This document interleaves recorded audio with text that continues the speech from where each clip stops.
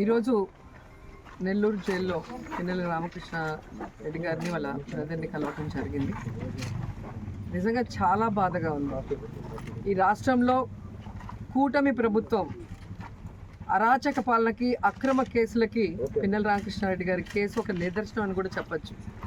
ఎందుకంటే స్పష్టంగా తెలుగుదేశం వాళ్ళని పొడిచి చంపుకున్నారు అని చెప్పి సాక్షాత్తు ఎస్పీ శ్రీనివాస్ గారే చెప్పడం జరిగింది. మీరందరూ కూడా విన్నారు, చూశారు.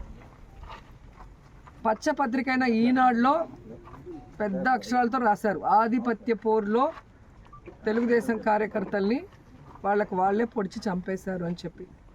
ఇంత క్లియర్ కట్గా ఒకే పార్టీలో వాళ్ళు కొట్టుకొని చచ్చి వాళ్ళే పొడుచుకుంటే సంబంధం లేని మా నాయకుడిని ఈరోజు పిన్నెల రామకృష్ణారెడ్డి గారిని వాళ్ళ బ్రదర్ని అరెస్ట్ చేసి వేధించడం ఎంత దురదృష్టకరం ఒకసారి చూడండి.